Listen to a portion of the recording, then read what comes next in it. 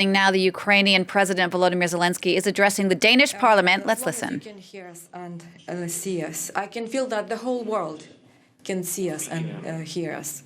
Mr. Speaker, Madam Prime Minister, members of the government and of the parliament, Danish people, 40 missiles.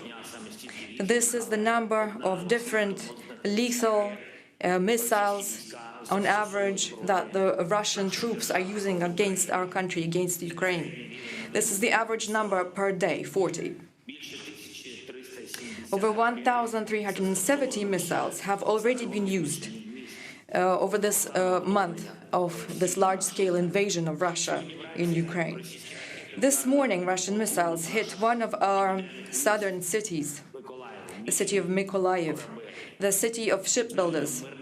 This is an absolutely peaceful city which only dreamed about one thing: to restore the glory of the center of shipbuilding on the Black Sea. As a result of this strike, the regional administration building was destroyed. As far as we know now, 7 people were killed, 22 were wounded, and people are still going through the rubble. There were no military ambitions in Mykolaiv. The people of Mykolaiv presented no threat to Russia, and even them, like all the other Ukrainians, became the target for the Russian troops, for the missiles, for the aviation bombs, for projectiles and mines. And the total number of means of destruction that the Russian troops have used on our land against our people cannot be calculated. But we can say that the intensity and brutality of hostilities that are being conducted against us have now reached a level that is higher than it was during the Second World War, which was the most ruinous war in Europe. 1 month of hostilities, and more than one city, not more than 2 cities have been destroyed. We have a whole list, black list of cities that were completely razed to the ground by Russian shelling.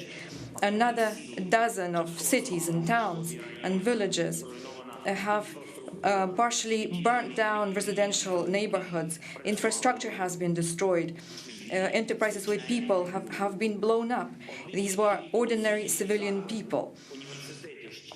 Universities, schools, kindergartens that were destroyed. The number of those are 773. Can you imagine that? Dozens of hospitals, churches, even the Holocaust memorial became targets.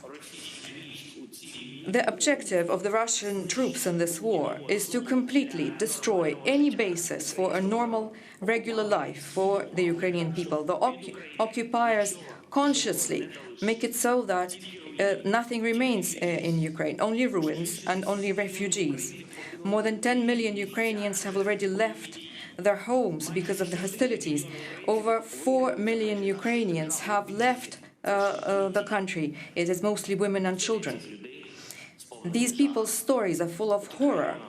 In those areas where the Russian troops have entered, you will see on the curbside many blown up or burnt cars, hundreds upon hundreds of these cars, or whatever remains of them. The occupiers were killing peaceful civilian people even when they were trying to escape. And with our refugees in Europe and also in the west of Ukraine, there are children who were simply picked up by other refugees on the curbside, by the bodies of their killed parents. In the city of Mariupol, that has been laid siege by the Russian troops for the last 3 weeks, there are more than 100,000 people still. While there was snow on the ground, people melted the snow. This is how they got water. For this whole time, we were not able to send humanitarian convoys to the city. They are being blocked. Water, food, medication, all of this is being blocked by the Russian military. More than 90% of all of the buildings in Mariupol have been destroyed completely by shelling and bombs. But the Russian aviation continues to strike. They do not stop. They blow up even the shelters, while they know for sure that civilians are hiding there, women, children, and old people. What the Russian troops are doing to Mariupol is a crime against humanity, which is happening in front of the eyes of the whole planet in real time. Why did this become possible at all? Why can the world not stop this flow of military crimes committed by Russia that has not been stopped since the 24th of February of this year? The answer is very simple and cynical. People who approve the decisions made in Russia, they hope that this will go unpunished. The sanctions, they think they will be able to go around them. Embargo on Russian oil, they can see that it will continue. It will not continue further. It's just talk. It's just talk about this very important subject and concerns, the feeling of concerns. Everybody's expressing concerns. International Tribunal, they know that it will take years to bring the perpetrators to account. This is why we're talking to you and to all of the democratic community of the world. Sanctions against Russia need to be strengthened. We need to say no to the Russian oil. We need to block trade with Russia. We need to close down ports for Russian ships. And this needs to be a policy of solidarity in the European Union among all of the member states. You in Denmark, in this country, where basic principles of the European Union originate from the Copenhagen criteria, you understand how it is important that solidarity against Russia works. We need to bring pressure to bear so that Russia would seek peace, that we will protect the basic values that European life is built on, which have been completely trampled on by Russia in Ukraine. What can we say about the protection of human rights or about freedom on the European continent if there is no crime against humanity in general that has not been already committed by the occupiers? They are deporting our people to Russia by force. They are raping our women and our minor girls. They are looting. They have already taken into Russia more than 2,000 people. And we do not even know where they are. We don't even have a full list of these children. Do they have families? How are they going to find their families later? The level of evil that has been brought to our land is impossible to imagine for a normal human being. And this is why I'm calling upon you to raise the issue of solidarity at the level of the European Union for the sake of the protection of freedom and humanity.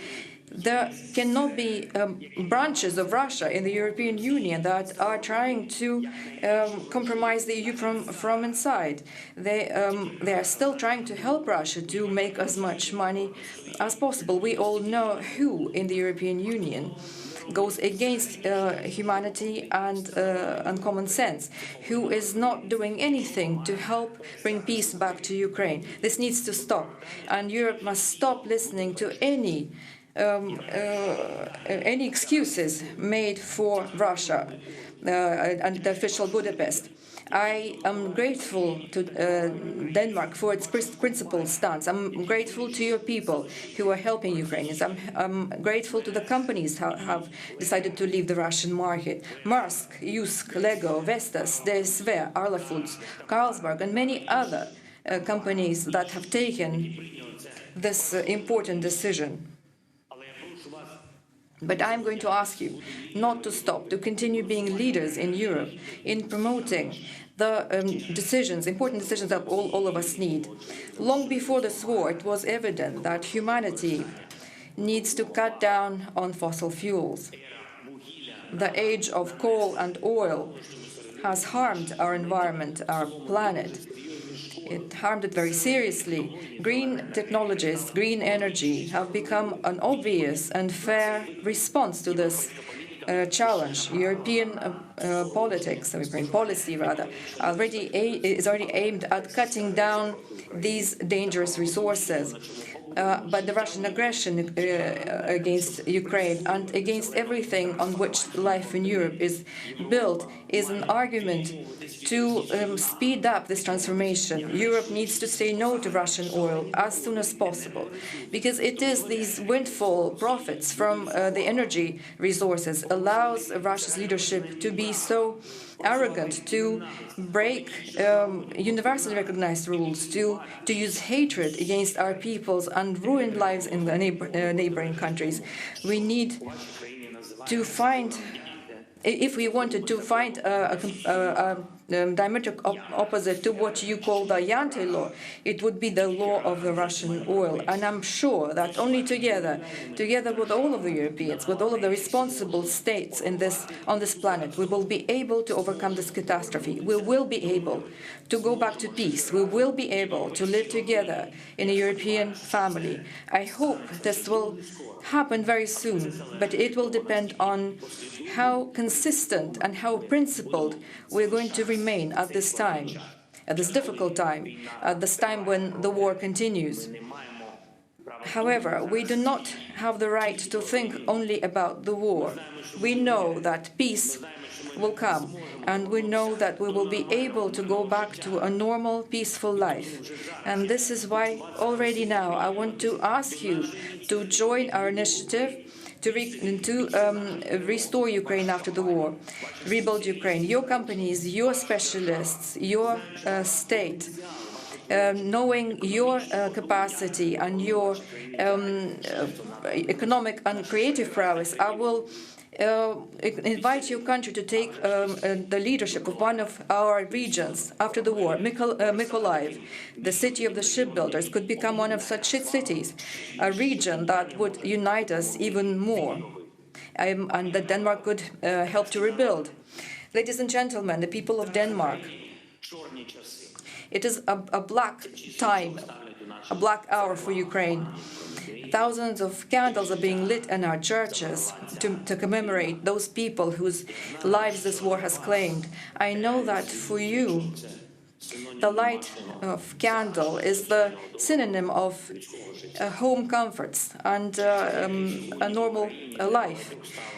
A life that in Ukraine today, for many, has become an unimaginable dream. The Russian invasion continues. But I believe, I know that we will be able to go back to peace. And today I would like to ask you that tonight, in your homes, you will light a candle to commemorate all of the Ukrainians whose lives have been claimed by Russian aggression.